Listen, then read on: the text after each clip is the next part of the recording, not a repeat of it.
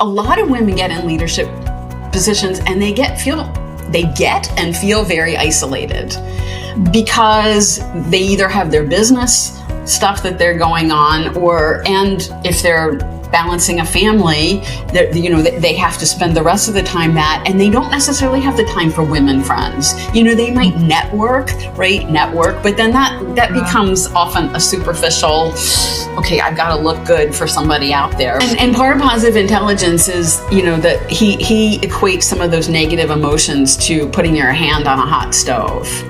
So it's recognizing them. Okay, I recognize the stove is hot, but then you're going to take your hand off the stove. And so part of the positive intelligence thing is, okay, I recognize I'm angry. I don't want to stay angry because it's not going to help me do anything, but it's a good signal that there's something wrong. First of all, there are two kinds of fear. So there's the real fear that there's a real danger. And it is a signal, just like any other emotion, fear is a signal that there is some sort of danger or some sort of risk. And so I think the first thing that I do is, okay, I'm afraid. How real is this? Is what I'm afraid of real?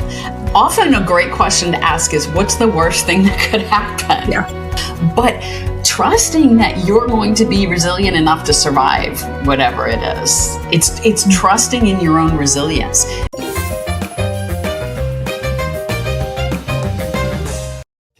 Hello and welcome to Hello Moxie. Today, I am so excited to have the amazing Karen Ann Bulluck joining me on the podcast today. Karen, I would love for you to tell our listeners a little bit about you and who you are and what is lighting you up right now. Well, let me start with what's lighting me up and then I'll back into it, because what's lighting me up right now is I have a book that's about to be released. It's the third book in my series, and I'm super excited about it. It reflects, I think my books, they're fiction, which allows me the freedom to kind of explore lots of different perspectives. But obviously the characters, particularly the main character, is rooted a lot in my experience. Not that it's directly, pulled from what I experienced, but it's rooted in my experience as an IT executive, as a leader in an organization, actually as a leader in even outside of corporate. So I love, what lights me up is women really taking the risks to transcend, taking the risk to take things to a new level, even when it's hard. And those are the things that light me up. I love this word transcend. So I have some follow-up questions about that. The first is, I think it's interesting that your book is fiction. So is this like tell our listeners, is this like an allegory style book similar to like Pat Lencioni, for example, where it's like you bring in like business, metaphors into the story? Or tell us about I think this is very fascinating. It's really not, it's not allegory. It really is stories about people, because it's not just women, obviously, but people in business, people in the corporate world, and the various struggles they go through. I mean, the main character is an IT professional, throughout all three books. She's a leader, and she's sort of the foundational character. But then, it branches off, particularly in the second and third books, it branches off into looking at other characters and other situations. And why I wrote it in fiction is because I love to look at the inner struggle people go through, which I think is so important. And it's so much easier to lay that out in fiction. The other reason I like fiction is I can bring in different points of view. I can bring in different scenarios that I've experienced or other people I know have experienced, or I've read about in the news, right?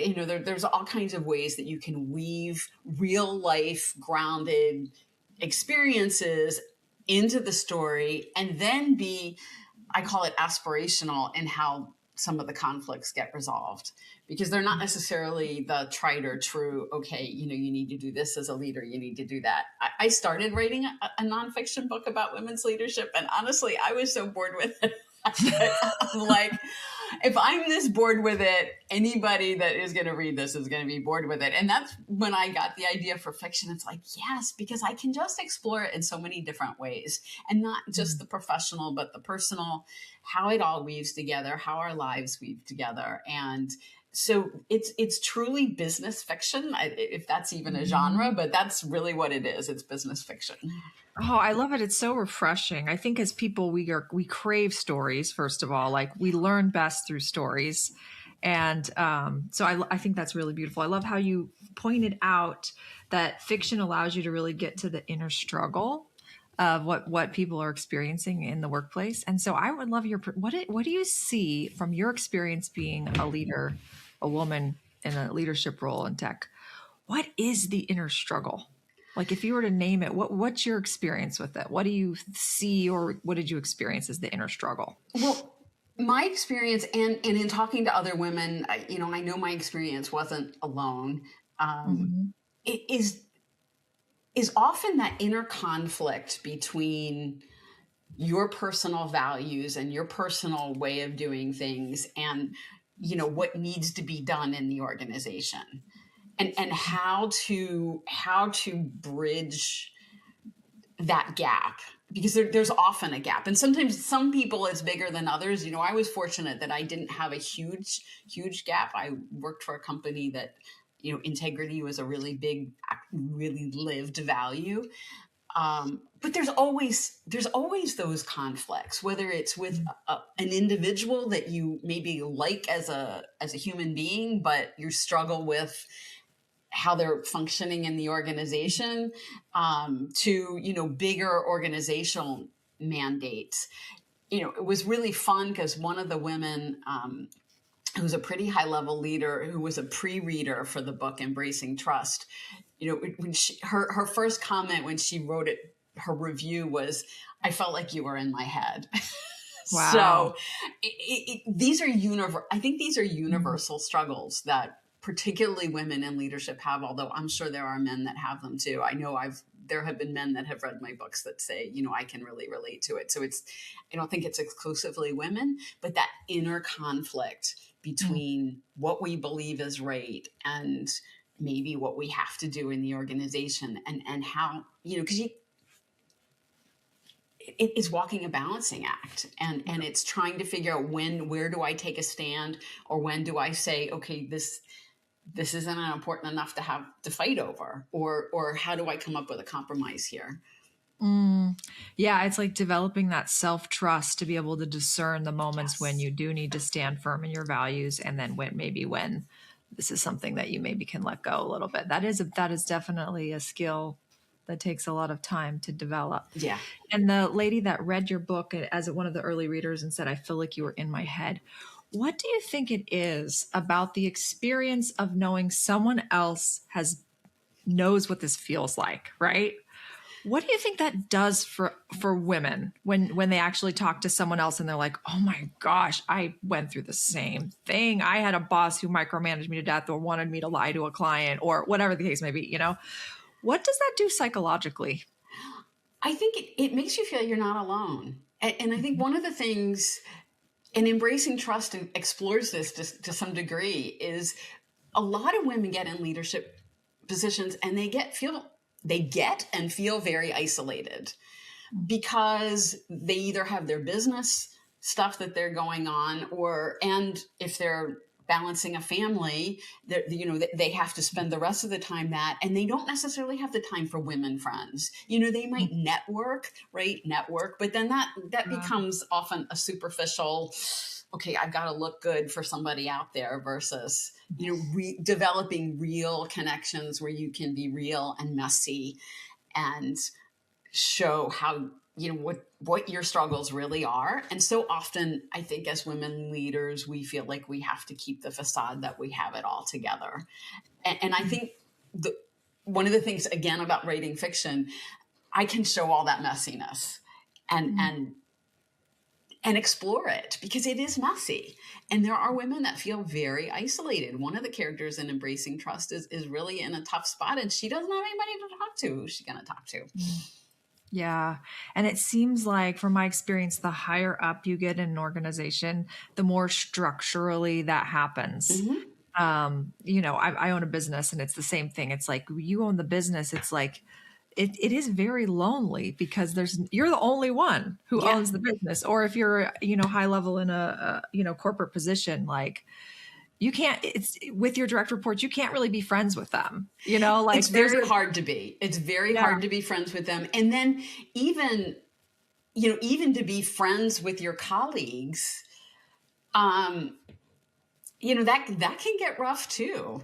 That can, Mhm. at one point in my career, I had, my boss tell me, you need to be careful about being that close to a particular person, because that perception, like she's doing things that the organization isn't necessarily happy with, and you don't want to be guilty by association, right? Yeah. Which was that was a very difficult time for me in that situation.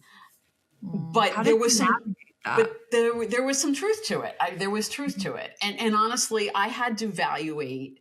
Okay, the advice I'm getting, I have to evaluate. Do I agree that this other person is going off the rails, just Mhm. to make it, to simplify, or is this somebody I need? Do I need to be supporting her in what she's doing? And Mhm. where I had to sort of go deep into myself and say, okay, who do I trust more? Again, Mhm. coming back to trusting, who do I trust more? And I need to take this advice, but listen to my gut, to listen to myself and say, what's the right thing for me to do here? And honestly, in that situation, I did end up kind of distancing myself a little bit from the person, because I felt like that was the right thing to do, not only for myself, but for the organization. And, I didn't necessarily agree with everything that she was Mhm. doing. So, but I had, that was one of those inner conflicts, right? What do I do here? And how do I evaluate this? And who do I trust? And really, so often it comes down to that question, who do I trust? Mm. Who do I trust? And I feel like it starts with trusting yourself Yes. first. Yeah. So tell me about that journey, especially in this beautiful example. Like it's clear that the friend that you had perhaps had different values than the organization, right? And you had to decide, well, do I agree with her values or with the organization's values? And how do I sift through what my values are in relationship with these two people, or the organization, this person that I care about? Yeah. And sometimes it might be real messy and there might be a lot of overlap, right? Like it's not a very clear cut, like, oh my gosh, this is black and white and I agree completely with the way the organization is handling this, and or I agree, Of like it's course. never black and white. There's a lot of nuance to it. And when I think that in those situations, which are so common, it's even more important for us to really tune in and listen to our own gut and intuition. What is your process for really getting tuned into what it is that your intuition is telling you is congruent with who you are and your values? It starts with being quiet. It Mhm. starts with being quiet and taking the time to just settle and settle the nerves, right? Whether that's, meditation, or, I've used a process called positive intelligence, which is, a form of meditation, grounding yourself, however you do that. Actually, for me, sometimes taking a walk outside is the best way to ground myself. But just to get centered and get to a place where I can honestly feel into it. I mean, it's the way it resonates in your body that and it's, do you feel comfortable or do you feel agitated? And you've got to tune out the outside noise in order to get to that. Because so often we feel agitated about outside crap because There's plenty of it out there to aggravate us. But when we really settle and can settle ourselves and then feel into, how do I feel about this? How does my body feel? Do I feel tense? Do I feel a churning in my gut? You know, are my hands clenched? You know, I'm one of those people that I sometimes inadvertently will look down and realize my hands are clenched, right? You know, my thumb's tucked in and like, oh, and how is that? How is your body? And so often our body gives us so much information about who we can trust or where we are or how comfortable we are with things that we don't pay attention to. Oh my gosh, you're speaking my language. Okay. This is like so part of the core of what we do. It's actually the first stage of our Moxie method, which is all we call the seed stage, which is the foundation. And it's truly all about like paying attention to the somatic experiencing that you're having, or, you know, and people think like, why would I pay attention to like if they're tingling in my hands or my feet or like, but it's the body knows before the mind can explain it. Absolutely. Like it's just like the fairy, like there's so much intelligence there. So I think that's such a beautiful invitation. What would you say to women who are very busy and are like, I don't have time to go outside and sit and meditate. I'm raising 3 kids and I've got a full-time job. My husband works full-time. When am I going to find the time to do this? What would you say to them? It doesn't take that long. You could do it in, 2 minutes, 5 minutes. It doesn't take that long. You can do it while you're doing other things. I mean, one of the great ways to do it and check into that is when you're doing something that's routine. Washing dishes. Washing dishes is a great way to do it because you can sit there and instead of letting your mind race all over the place, you can focus on, what does the water temperature feel? How does the soap feel in my hands? Just focus on the physical sensations of washing the dishes. And if you do that for 2 minutes, it's amazing what that does to your nervous system. It's amazing what that does to your runaway brain. It's really about getting your runaway brain under control. And you can do that even when you're doing other things. You can do it when you're driving. You can do it while you're making your bed in the morning, folding your laundry. There's so many little opportunities throughout the day that you can just focus on what you're doing instead of letting your mind it's like race out of control.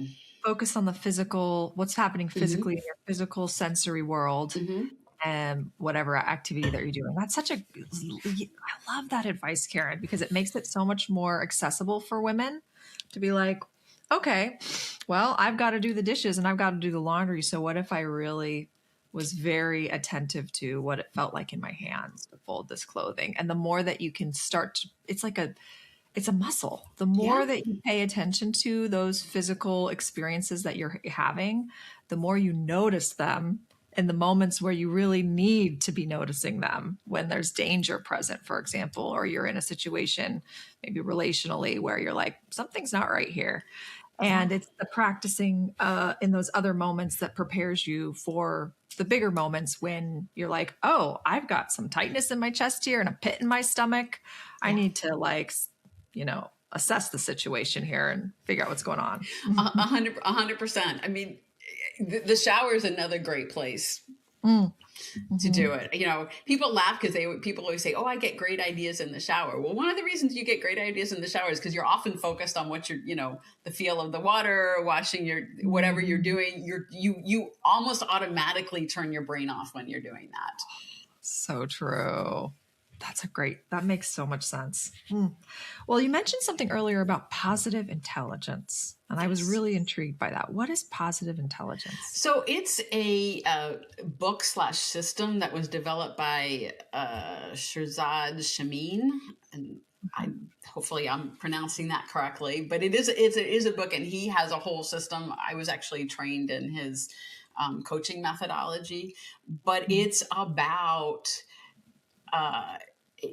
keeping your mind from, a lot of it is keeping your mind from spiraling into those negative thoughts, into that negative mode that sets us into that flight or fight scenario. And gets us probably making really bad decisions and feeling bad about ourselves. So it's really about recognizing he's got a system of, I think it's 9 saboteurs that we have. We all have one called the judge, right? That inner judge, that inner, the inner flagellation. Oh yeah. Beating yourselves up. Why did you do that? So we all have that, but then there's 9 other saboteurs that, again, we all have, but there's ones that we rely on more than others. So, for instance, my primary one besides the judge is the avoider. So procrastinate or avoid confrontation.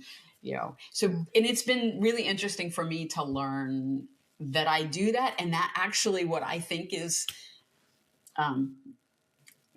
making me feel better by avoiding, right? What is making me feel better by not having that confrontation actually is making me feel worse, because then I beat myself up for procrastinating or not having the confrontation. And then, it spirals.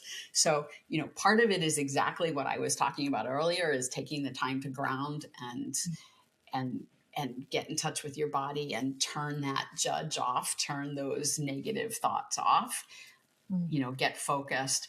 And, his philosophy is if you do that regularly throughout the day, you'll have a more positive outlook, and you will see more possibilities in things rather than seeing dead ends, which I am a firm believer of, even before positive intelligence, but positive intelligence was nice to put it in a framework.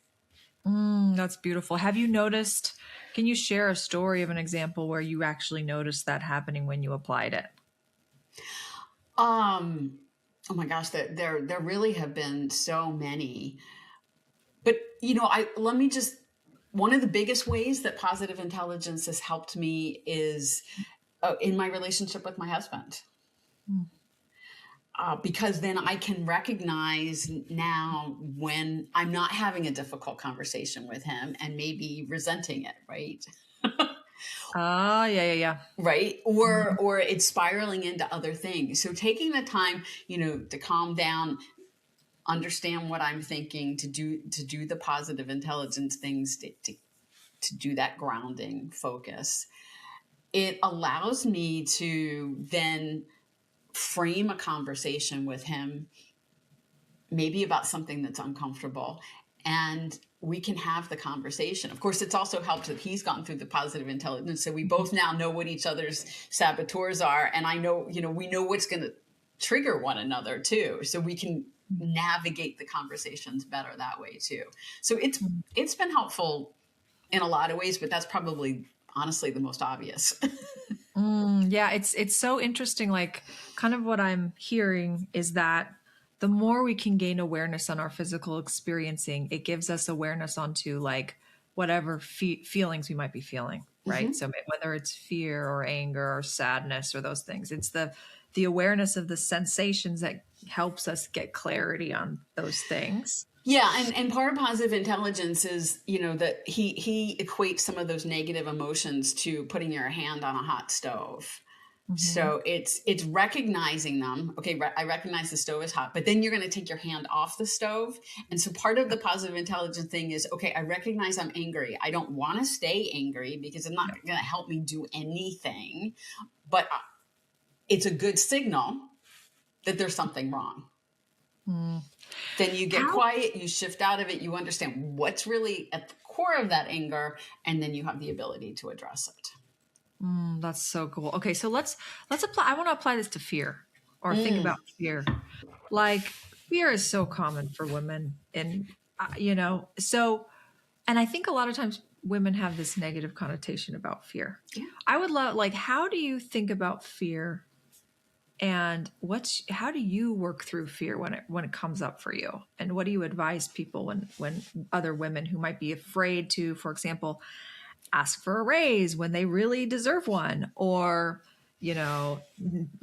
try to look for a new job because they're really not happy with where they're at, but they're afraid to leave, or afraid to reinvent themselves and try something completely new. Like, fear shows up all the time. So tell me about your experience with fear, and what do you advise women to do to get clarity? Well, first of all, there are 2 kinds of fear. So there's the real fear that there's a real danger. And it is a signal, just like any other emotion, fear is a signal that there is some sort of danger or some sort of risk. And so I think the first thing that I do is, okay, I'm afraid. How real is this? Is what I'm afraid of real? Often a great question to ask is, what's the worst thing that could happen? Yeah. Right? Because often the worst thing that could happen is really not as bad as we think it's going to.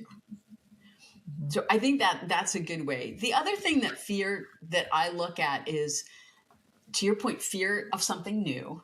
We're all afraid of something new. And just recognizing we're all afraid of something new. Everybody else is going through this too. You are not the only one that's afraid, right? This is a normal reaction. And I think if you can normalize fear, that helps a lot too, because often we blow it up into something like, oh my God, nobody else, Sally over there wouldn't be afraid to ask this question or do that. Well, she probably is. Maybe she's afraid and she did it anyway, or maybe she's afraid and she's not doing something. We don't know. But I can guarantee you she's afraid of something. We all are. I think it kind of comes with being human. So I think that is doing the compare thing, stopping that, saying, we're all afraid. We can do that. And then the other thing for me to ask is, we often come up with a billion excuses why we can't do something that we're afraid of. And we create in our minds, we justify these excuses and say, no, there are reasons. These are valid reasons why I can't do this right now. And I always challenge people to stop and ask yourself, are they really valid reasons why you're stopping yourself? Or are they excuses? Because my experience is 90% of the time or more, they are excuses. We make them sound really, really good. I used to be the queen of excuses because I always had a reason. Oh, I can't do it because blah, blah, blah, blah, blah, blah, blah. And it sounded really good. But when you dig into it, no, sorry. Sorry, those are not valid. They're just excuses. Yeah, it's so interesting. It's like almost like our bodies are naturally wired to protect, right? Like that we want to stay safe. Yeah. And like our nervous systems for however long have just been safety first. And so, it's interesting, but that's so 90% of the reasons why people don't do something are excuses. That's not surprising to me. No, and you talk about safety, and this is a really important point, and this is another thing I talk about often is studies have been done about the difference between men and women when they're afraid. And men are wired to forget about pain. They're wired because let's go back to, caveman days and let's face it, our nervous systems haven't evolved tremendously from that time period. We're still hardwired. So, men are wired to forget about things. They're wired to, go out and have the fight with the saber-toothed tiger, for instance. And, the next day they might have to go out and do it again. And so they're wired to forget about the pain, to forget about the fear and, to do this. Whereas women's jobs were to protect the family. If the family was under attack, withdraw, take them into a cave, keep them safe, right? The men were their job was to go out and fight. The women's job was traditionally, to keep the family safe. And so we're actually wired to withdraw as women. When we feel unsafe, we're wired to kind of withdraw. Okay, let's get behind the walls and make sure, everybody's safe and the children are safe and, the older people are safe or whatever, because that's our job. So instinctively, we have this tendency to withdraw, not to mention the socialization around that, which is a whole other story, but there still is that. And I think recognizing that for me is really important, because it's like, okay, yes, this is my natural instinct. It's natural for me. Like, I feel like I want to pull back when I'm afraid. It's okay. Now I'm not under attack by a saber-toothed tiger. So I can reset now. Yeah. It's so beautiful. There's so much like power in that. There is. And it's amazing the agency that we have. Like, we have the power to be able to change. We have the plasticity to be able to like have it's, and it starts with that awareness of it. Like, you have to be aware that you're afraid, name the fear, say what it is you're afraid of in order for you to shift it into something where you see it as opportunity. Absolutely. Right. Absolutely. Instead of like, just kind of like, sometimes I think it's hard for women to even acknowledge it. They're just so numbed out to it. I don't know. But yeah. No. And it's funny because I want to take that one step further, the whole agency thing. One of the things, and again, this goes back to trust, which is why I really wanted to explore it in this new book, Trust. But trusting that you're going to be resilient enough to survive whatever it is. It's trusting in your own resilience. Recognizing that, okay, I'm not physically under attack. I'm not going to die if this happens, right? I'm not going to die. Because that's really what fear is. Okay, fear feels like I'm going to die if I do this. If I ask for that raise, I'm going to die. Well, no, you're not going to die. Okay. But that's how it feels. I mean, I'm not taking anything away from that feeling. It is, you do feel like that. You feel like, oh my God, I'm going to, this is existentially threatening to me. But recognizing that that's your normal response and saying, okay, this is a healthy response. Now let's really assess what the danger is. And trust that even if I do this, I'm going to survive. I know I can pick myself up and figure out how to move forward one way or another. It really, overcoming that fear does require a sense of self-trust, of trusting that you're not going to die, that you're going to be able to pick yourself up, and no matter what happens, you're going to be okay. You might not like where you are. It might not work out the way you want it to, but you're going to be able to pick yourself up and move on again. That level of trust in your own resilience is also really important in overcoming fear. I love that. Yeah, that's something that is helpful for me to do, is to actually look back and catalog, okay, what were all the things that I actually had to overcome that were really awful? And if we all really sit and think about it, nobody has had a perfect life. I mean, all of us have had to overcome hard things, Absolutely. And so for me, it's been a helpful exercise when I find myself in that moment where I'm feeling afraid of taking this next step, to really be like, let me look back. Let me look back at all the times when I made a terrible mistake, or, something really bad that I wasn't expecting just came at me. What did I do in those moments? How did I show up for myself? And without fail, I'm like, oh my gosh, look at me. I'm still standing. Look where I'm at now. Exactly. Exactly. And I think it's true for all of us. We all have those moments that we can draw on that can help bolster us and build that self-trust to be like, I got myself. I've done it before and I can do it again. Yeah, that's really powerful. I love that reframe so much, Karen. So cool. Well, tell me a little bit. Let's shift gears a little bit. I'd love to hear from you. I mean, I just love the work that you're doing. It's amazing. So there's so many directions I can go right now. So my brain is like, truthfully, my brain's like, I got this question. I got this question. I got this question that I want to ask you. But like, okay. So you have had a very storied career as a, executive woman in the tech, in the IT world. And I would love to hear from you. Like, tell us about, we always love to talk about the women that in history that have inspired us. Tell me about maybe a woman that has inspired you to transcend the way that you have and to become the woman that you are today. And that is so hard because there have been so many, but I think for me, there was a woman, she actually worked for me. She was actually a staff member, right? She worked for me. And she was 20 years older than me.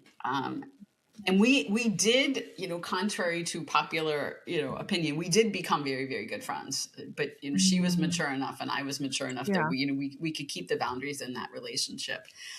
But Lori took risks. I mean, at one point she left corporate world to go pursue her dream of being a massage therapist, and then sadly found out that physically she couldn't handle the strain of being a massage therapist. So then she had to, shift and reinvent again. But she was somebody who really inspired me and supported me and listened to me and made and saw things in me that, I didn't necessarily see in myself. So she was really, even though, technically, if you look at it in the reporting chain, she was really my mentor in so many ways. And she was just, she was a great and valuable friend. And unfortunately, she's no longer with us and I miss her every day. But I'm sorry. she was somebody who really lived true to herself and her values. She supported me in doing that for myself and really creating the kind of life that I wanted to have both inside and outside of work. I love that. That's beautiful. First of all, I think it's really special that you shared that she reinvented herself multiple times. Mm-hmm. So you got to see her experience that. And I'm sure that like gave you even some strength and courage to like, man, she can do it. I can do it too. Exactly. No, you're 100% correct. I also love that you shared that she was your mentor, even though you were technically you were her mentor. And so Right. I'm sure if you were to talk to her about it, she would probably say you were an incredible mentor for her, which I think is really beautiful about mentorship is that there's a lot of times traditionally we think of this like top down mentorship kind Mm-hmm. of concept. But there's something really powerful. It's such a collaborative relationship to realize that like we are all mentoring each other in a certain Yes. degree. And that mentorship is a very like mutually, both people are learning in that relationship, Yeah. no matter whether they're the more of the more experienced one or not. Like we all have wisdom that we can impart on the people around us. And it kind of like reminds me of this beautiful, I mean, if you think about like the network of trees, right? Like Mm-hmm. underground world, the wood wide web, how we think trees just like grow in isolation, but they actually communicate with each other through this root system and Yeah. send signals and bolster each other when there's danger present. And I don't know. I think about that in this example that like how important it is like we need each other in order to grow and transcend. And Absolutely. And she certainly was a big part of my journey to transcend. I mean, I've had other mentors and coaches and, people I've worked with, but really without Lori laying that foundation for me when I was pretty young. I mean, I met Lori when I was in my 20s and, wow. so she was really a staple in my life for a very long time. And, without her foundation, I'm not sure I would have grown into some and done some of the other things Mm. that I did. And to your point about, me mentoring her, I did mentor her in other ways, right? So it was a mutually supportive Mhm. relationship. But I think to your point, I think the most important thing for me and for other women to understand is, your mentor doesn't have to be someone that's above you in the org chart. Yes. Because we often think that's the only, we can only learn from people who have already been there and are ahead of us in that particular journey. But Lori was ahead of me in life journey, right? And so what she taught me and what was had much less to do with, okay, this is how you survive in a corporate environment, and more like this is how you survive as a human being. And I just wrote a LinkedIn post about this the other day because it just has struck me. One of the things that struck me most since I left leadership, I left corporate world and went out and did something different, is that leadership isn't necessarily about leadership skills. Leadership is about being a better human being. And I think of all the things I've learned, since in the last, whatever, 6 or 7 or 8 years since I left corporate about being a human being, I know that if I had known some of that stuff when I was in leadership, I would have been a better leader than I was. I mean, because I've learned so much more about being a human being. And that's what Lori really brought to the table for me in a way that did enhance my leadership, that did make me a better leader while I was still there too. That's beautiful. What was it about? Like, leadership is about being a better human being. Oh my gosh, I couldn't agree more. Like you and I are like twins. I feel like this is amazing. So I'm actually giving a TED Talk next month, and I'm specifically talking about humanity and leadership. So this is I can't even. Yeah, but yeah, well, which is my whole book series is all about, humanity and leadership. I mean, that's really the premise. Humanity and integrity and leadership is the whole premise of this whole series of books that I. Fiction. Yeah. So cool. So we're going to have to put these books in the show notes because I want to read them, and all of our listeners, so cool. What is it specifically that leaders are missing now? You mentioned you wished you knew some of these things sooner in your career, earlier when you were back in corporate. What is it that we're missing? What is it that we need to do as leaders to show up with more humanity in the workplace and in our lives? Well, I think to a large degree, it is tapping into ourselves and knowing ourselves better, knowing where our weaknesses are, knowing where our strengths are, having empathy for ourselves. I know for me, sometimes it was hard for me to have the kind of empathy I would have liked to have had in the workplace. And I realize now it was largely because I didn't have a lot of empathy for myself. I was beating myself up. And when you're beating yourself up, your tendency is going to be to beat other people up too. Not that I was beating other people up, but you know what I mean? I mean, it's hard sometimes to look at weaknesses in other people that you're beating yourself up about and to handle them as the best way possible. I mean, was I was not a horrible leader. I did not go around beating people up, but but I can certainly see now how there are certain situations that if I could go back and handle it differently, knowing what I know now, I would, which of course is always the case. I mean, we're always growing and evolving. And I think that's the other thing, as far as a leader, and I give my boss all the credit in the world for this one. He told me the minute I got promoted to my first manager role is the minute you think you know everything about management and leadership is the minute you're going to completely fail. So true. And he's absolutely right. And I live by that, because it's like, okay, I don't know everything. I'm never going to know anything. And if I think I know everything, I'm going to be in big trouble. That's so true. It's consciously, being a leader is a really tough challenge because it requires so much humility. Mm-hmm. And that's the challenging thing about that is when you're a leader, you're in a position of power. Yeah. It's structurally, you have this power. And so everything's kind of working against you to be more humble, right? Like the system has created this where you have this power and you've got to make sure that things are moving forward. And I think about it sometimes, when sometimes I've felt this in the past where, oh my gosh, I'm the leader and they're counting on me. I need to make sure I give them good direction and I need to be in charge here. Instead of thinking about it, how can I empower them to find their own self-direction?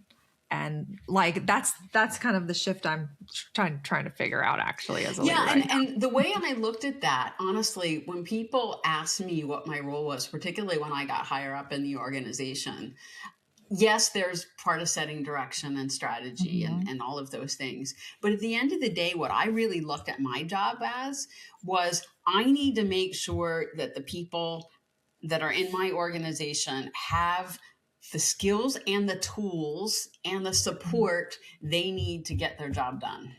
That's my job. My job is to make sure they can do their jobs and do their jobs as well as they possibly can, which did not mean telling them what to do. Of course, it was pretty easy for me to get out of micromanaging people, because yes, I was an IT leader. Okay, I'm going to true confessions here. Yes, I was an IT executive. Yes, I had programming teams reported to me. My degree is in English literature. Yes, I took a few computer classes. Yes, I have an affinity for software. I know enough about programming to be dangerous, but not really to do it. So I had people reporting to me that I couldn't do their jobs if I wanted to. Yeah. So I couldn't tell them how to do their jobs. And, we often think as leaders, you have to tell people how to do their jobs. No. But you need to make sure they have what they need to be able to do their jobs. Yeah. Including the right structure, including the right strategy, including the right tools, the right training, support, whatever it is they need. But to me, that's how I looked at my job. I was a facilitator, first and foremost. Love it. I was a facilitator. I love what you shared about your role as a leader is to provide the skills, the tools, and the support for them to be able to do their jobs. So, and it's so interesting sometimes, a lot of the times, if there's a challenge with maybe, something's not getting done the way it needs to be, a lot of times it falls on one of those three things. They don't have the support, they don't have the tools, and they need some training, right? So fascinating. Oh my gosh, Karen, this has been amazing. I love this conversation. I feel like we could talk for another 3 hours easily. So true. But I'm so excited about the work that you're doing. I think that these books, I want you to tell our listeners, so the new one that's coming out is called Embracing Trust. Yes. And then there's two before that, right? There's two before that. The first book is called Discovering Power. And it's really, that one's primarily about Cheryl, who's the main character, and, how she deals with some very big ethical dilemmas at work and how she's going to deal with them. And so that is really about her. And she is an IT executive, who has some career growth in that book, and then has to figure out what to do with it, right? But in the meantime, as we go into book 2, Pursuing Truth is the second book in the series. So part of her conflict in the first book is actually with her husband, and how he adapts to what her growth. Right, which we often have in our personal relationships, and totally. It's interesting. So then in the second book, Dave actually gets a little bit more of a starring role. That's her husband, and so in Pursuing Truth, there's truth that Cheryl is pursuing from both a business standpoint, because there's things going on in the organization. Again, as an IT leader, sometimes you find things that aren't quite right. And she's got to figure out what's going on there. And then she's also got to figure out what's going on with her husband, because their, relationship is, on shaky ground. So that book kind of goes back and forth between, personal and professional issues. But, how often are they intertwined for all of us? It's so true. It's so holistic. It's so holistic. And I think that's one of the things I love about Pursuing Truth, is because it really does look at how our personal lives and our work lives intertwine from a variety of standpoints, because Dave also has a workplace relationship that gets complicated. Let's put it that way. Which really juicy. Again, often, yes, it is pretty juicy, but often that is, that's the case too, right? We get involved with people at work, and those relationships can sometimes get challenging. And then, Embracing Trust is, between the first two books, there was a lot of trust that was broken, and in a variety of things, both, workplace relationships, personal relationships.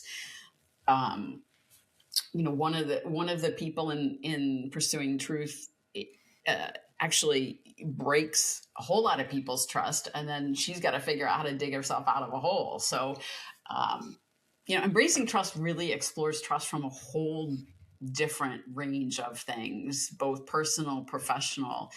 And again, to go back to where we started, trusting yourself. My gosh, I can't wait to read these books. They sound so good. They're fun. They are fun books. They're fun read. And I think that's what I like about, again, like I like about fiction. It's fun. It's fun reading. It's a story. Maybe what the characters do aren't necessarily conventional, but it's fun to play with that and to explore possibilities. And I think if I can have people walk away from these books with one message is, there's always possibilities. And we get so narrow-minded with things, but here's different ways you can possibly handle these situations. Maybe it's not the way you would handle it, but at least hopefully it gets people thinking about, well, maybe I could do this differently. I love that. There's always possibilities. Oh, so good. My last and final question for you, Karen, is what does Moxie mean to you? Ooh, Moxie means attitude, but in a good way. Way. Like just that go for it, put yourself out there. I'm going to take on the world attitude. Cool. It's so fun when I ask this question. Everyone has a different answer. So I love that. Go for it. I'm going to take on the world attitude. I love it. Well, you certainly have it in spades, Karen. So my goodness. And we didn't even get a chance to talk about all of your side adventures. So for our listeners, Karen is also a pilot. She's a scuba diver. She's a downhill skier. And what else? What else did I miss? I feel like you have all these amazing, like hobbies that people would like. Have you gone skydiving? No, that I want. Actually, I have a fear of heights. Believe it or not, I have a fear of heights. No, so skydiving is probably something that I would not do. But skiing, I always tell people, and I'll be really quick, but I always tell people, I think downhill skiing is the biggest accomplishment of my life because I was so afraid of it. Wow. Terrified. I used to stand on top of the slope and cry. Literally, I was so afraid. But I learned to ski. Partially because my husband is so kind and understanding and supportive of me, but it's still, talk about overcoming fear. That is a place I overcame a whole heck of a lot of fear. So I will not skydive because of that. Wow, but that's an amazing, I love it.